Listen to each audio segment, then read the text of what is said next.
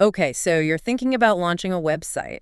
Which, of course, means you've heard of WordPress. Right. But then you hit that .com versus .org dilemma. Yeah, it's a classic. It really is.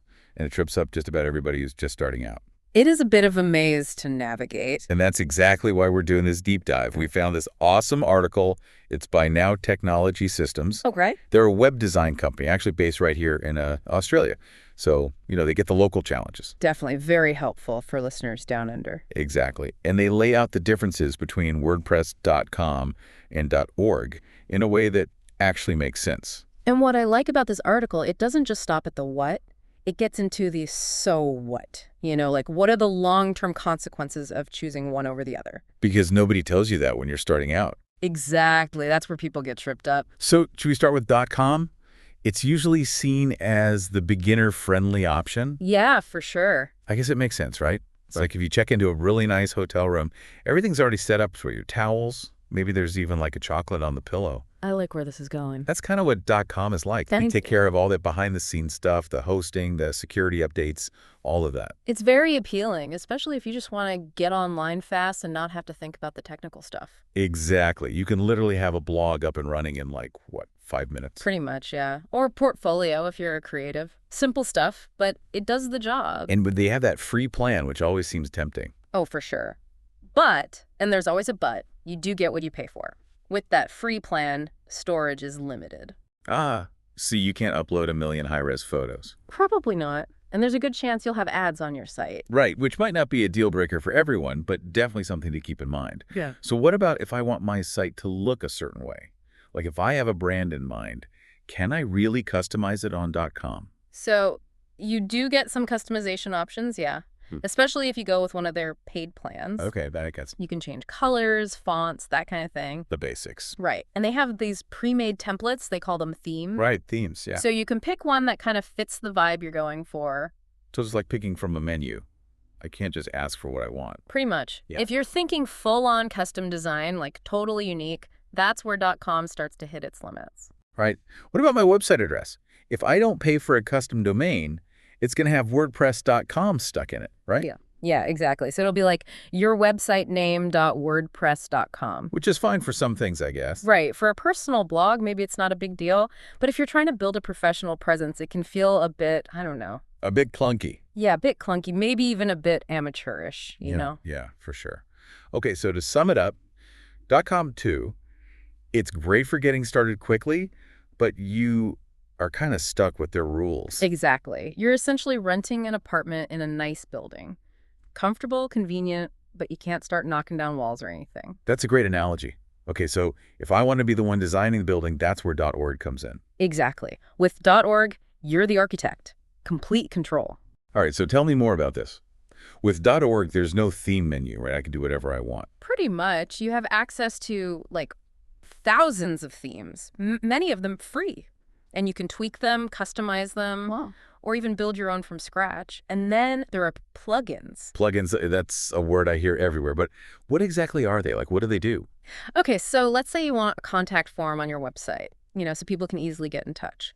Or you want a photo gallery to show off your work. Yeah. Plugins are like little apps that add these specific features to your WordPress site. And there are thousands of them for everything you can think of. So if I wanted to sell stuff on my website, like actually have an online store, there's a plugin for that. Absolutely. E-commerce plugins are huge for .org. They can turn your website into a full-blown online shop. That's the kind of power you get with .org. Okay, so it sounds amazing, but also kind of a lot to handle. Like with .com, they do all the technical stuff, right?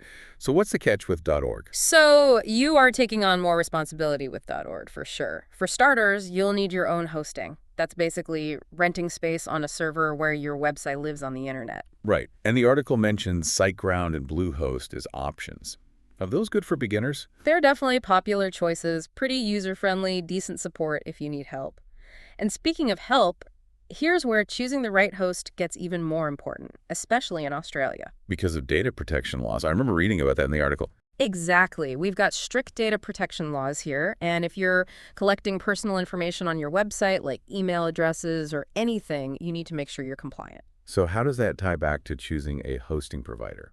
Well, not all hosting providers are created equal when it comes to data security and all that. Some might be based in countries with totally different regulations. Oh, right. So that could cause issues down the line. Exactly. So with a .org site, you really need to pick a hosting provider that understands Australian laws and takes data security seriously. So it's not just about price or how easy the interface is. It's also about making sure they're compliant. Got it.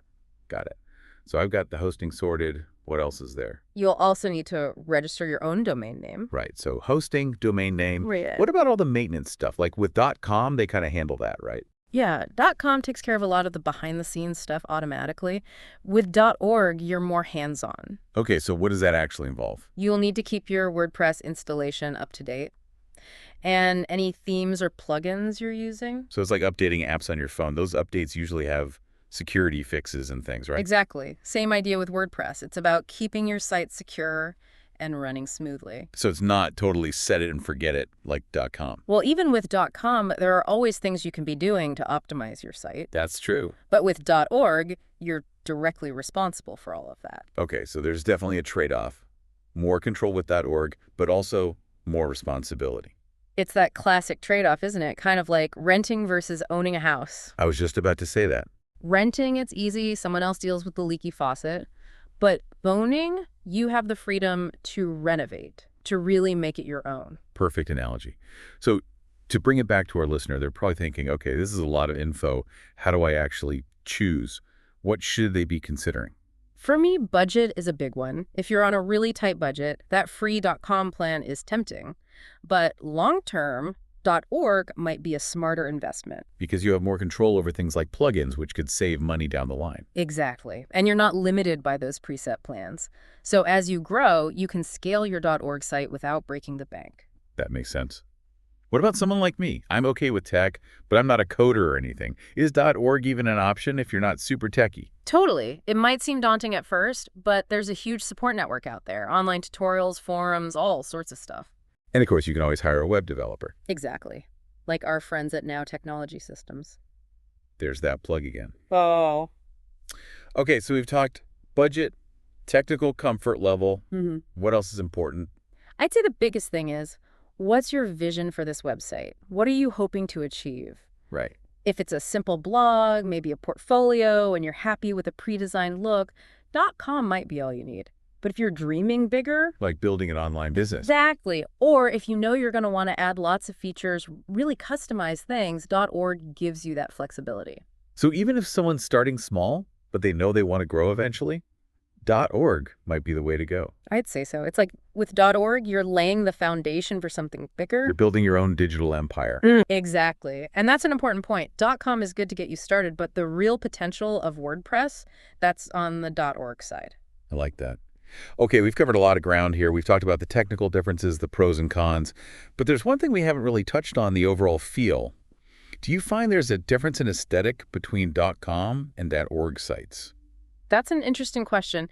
And you're right, the article doesn't really go there. I guess because .org has so many themes, so much customization. There's more variety. Way more variety. You see everything from those really sleek, minimalist designs to really bold, out there stuff. While .com is a bit more uniform. Yeah, a bit more. You're working with a smaller pool of designs, so there's bound to be more overlap. So if someone's really passionate about design, about their website having a unique look, that's another point for .org. Definitely. .org gives you the tools to get really creative with your design. This has been so helpful. I feel like I have a much better grasp on this whole .com versus .org thing now. Me too. It's been great unpacking it all. And I love that we didn't just focus on the tech stuff, but also the bigger picture. Like, what does this actually mean for your online goals? That's what it's all about, right? Making informed decisions. Exactly. So, to our listener, we hope you're feeling a lot less confused about WordPress.com and .org.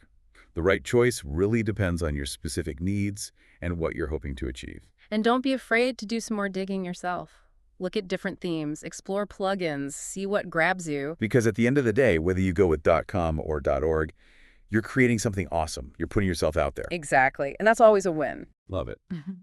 Well, that's it for this deep dive. We'll be back next time with a whole new topic to explore. Until then, happy website building.